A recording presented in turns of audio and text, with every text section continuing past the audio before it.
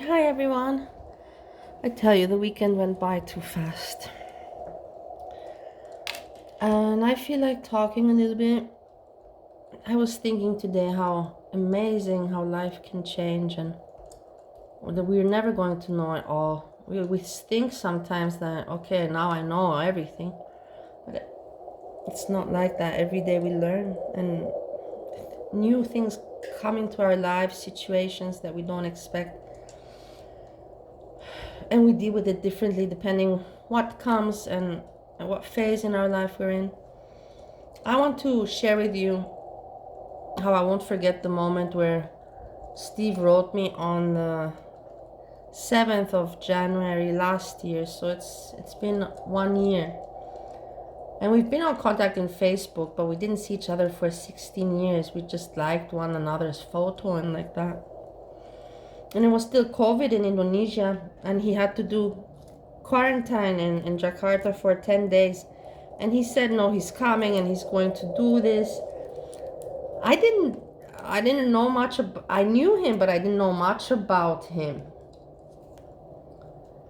And I was like, that's for me great, someone coming. I didn't have a friend in such a long time, and I was depressed. I told him I was depressed, and he said not to worry. In the end, in Jakarta, they changed the rules at that time, and he didn't have to do the 10 days. He only had to do 1 week. But even 1 week in the room there, and the conditions weren't great. I was amazed.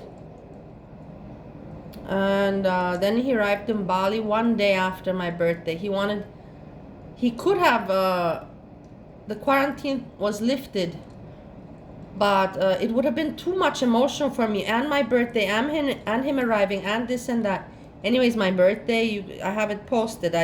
Nothing happened. My mom didn't, nobody, my mom didn't do anything. My neighbors felt so bad, and at 8 o'clock they came in with a small cake and sang for me. And the next day Steve came, and when we met at the airport, I have it filmed. I have the video clip on my channel because my neighbors filmed it without me seeing. I wouldn't have let them because I was pretty large. I'm still not as I wish, but I was larger then. And the plan was that we're going to, because in Bali at that time you could get villas. Everybody was going to give you a villa with pool and everything. Much more convenient, and I know where to shop and to buy things. Not for him to stay in a hotel. But until we pick a villa together, 3 days he stayed in the Ibis hotel right across not right across, but you could say 80 meters distance from my restaurant. I was sleeping in my restaurant. And I won't forget when I checked him into the hotel, and I saw he brought 2 suitcases, and I remember telling him, you're coming to Bali, you can buy everything here, you just need some underwear, some sandals, and one outfit in case we go out at night or to a nice restaurant. But don't pack much. And he comes with 2 suitcases. I was like, what's going on? And he dressed also all nice, the fancy shoes and a collar shirt and all. Decent guy. And then he's like, let me show you what I have in the suitcases. And we're in his room, it's not awkward, we're happy to see each other. It's not an awkward feeling at all. I was a little bit surprised. I didn't know what's gonna come, will this be comfortable, will this not be comfortable, how's this gonna go? And he opens the suitcases and he brought video game station, binoculars, drone, I don't know what else. So many gadgets. One suitcase was just with gadgets. And I asked him, what did you bring this here for? That was for me really strange. And he said, so we can use it. I was like, okay, I was thinking, oh, this is a little bit like a child. Because I wasn't used to this, And in the end we stopped. I like video games, and we played, and we used the drone. And the drone in the end he gave to some nice boy there. He didn't take it back to the US. And So what I want to say is that I'm not mean, that yeah, it was looked childish for me. I didn't understand Steve. I didn't understand a lot at that time, about much. I was so depressed, and 2 years like living like a caged animal. I have it documented. It's me raging, screaming, slurring, ugly. So I don't forget. But now how to say, this weekend, that's what made me think of it, because this weekend, we again played, and he worked on his car and music, and I'm not going to say, and with gadgets and all that, I'm not going to say that this is my interest now. No, that would be, I don't know. But what I do like, I enjoy it because I love him and I like seeing him excited. So automatically my love for him makes me accept and also enjoy his interests. That's something new that I didn't expect, that I will change and my feelings can change. Because in Bali at one point I was like, no, we're too different. He's nice and we do get along. He's nice, I'm nice, but we're just two different people. This will never work. This will never work. I will never understand him. And then after in America, I shared what he told me, and I was shocked and I was in panic. What happened? Why? And then I'm like, everybody in this world, is important that the person is nice, makes you happy, loves you, smiles, respects you, that you have good sex together. That's also very important. And in that department, we're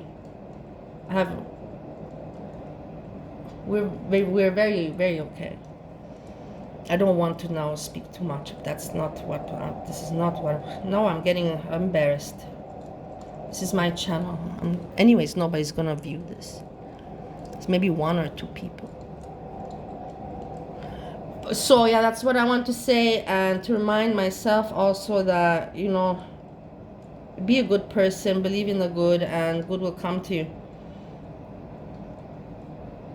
And never expect that you know everything. And what a mistake. The situation was, I have to add, because in Bali, Steve came in February the 4th, and he left.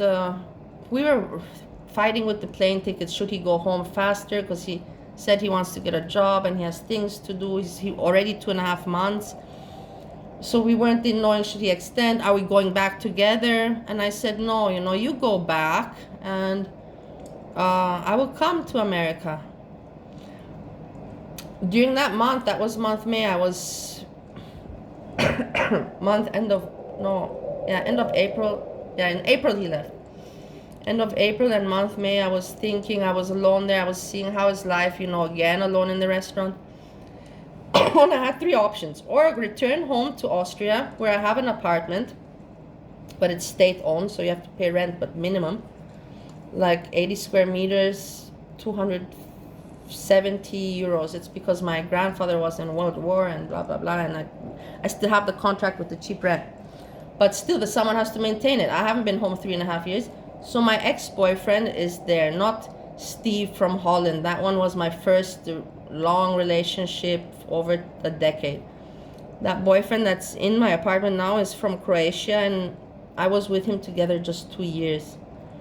And he has some work in Austria, and he needs to use my apartment, but he has his whatever. Let's not talk about him. But anyways, he's maintaining my apartment. I didn't see the guy for a long time. We Skype, maybe once a month, just to hello. For me also it's inconvenient, because since over 3 years not having been to Austria, okay, my dad died in the meantime. I have the family house and I could also stay there if my mom were okay and would give me the keys, but she would never give me the keys if she left me to live 2 years in my restaurant. So the choices I had: go back to Austria and tell Goran, hey, I need my apartment, and start from zero there, but I have so many bad memories because of the life I was living back then, that I don't want to return to that kind of life. It doesn't make sense to me, even though I love my country. In Bali, I could have, and still could, open the restaurant COVID finished. It's not full, but it's not bad. You have to still wait another year or so. But the thing is, before, when I had the restaurant working, I had villa, and I contracted villas, and I was living in villas because my mom didn't let me live in the family one. So I spent money. How much was per year? About 14,000 with not electricity, nothing included. $14,000. A waste of money, but I had it. I was earning. I was doing good,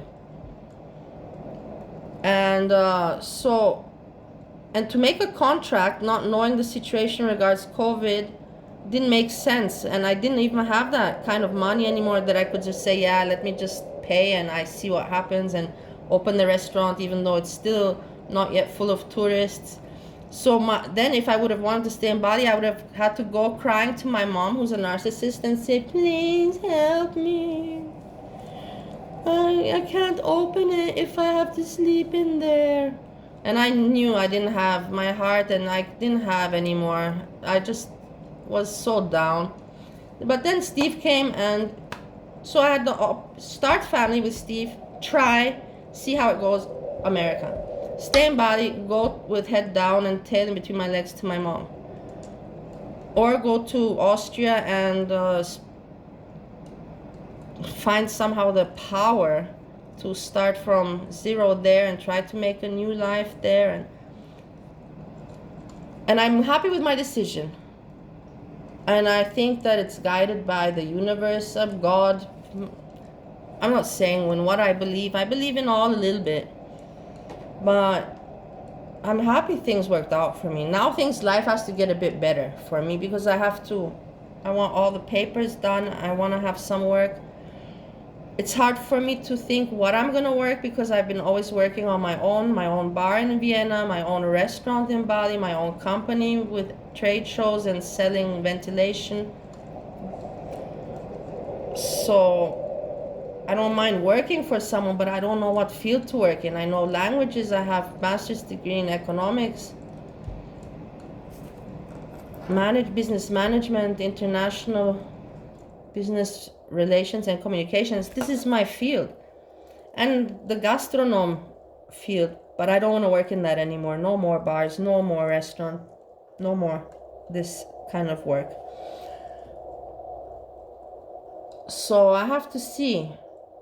Steve, that's what I love about him. He gave me yesterday such a great idea. He's just like, Melissa, just in what you have your master's and your experience, make a international consulting company and put yourself on the internet, and there you can put your master's degree so people see that you have your, how you call it, you have your diplomas and all that.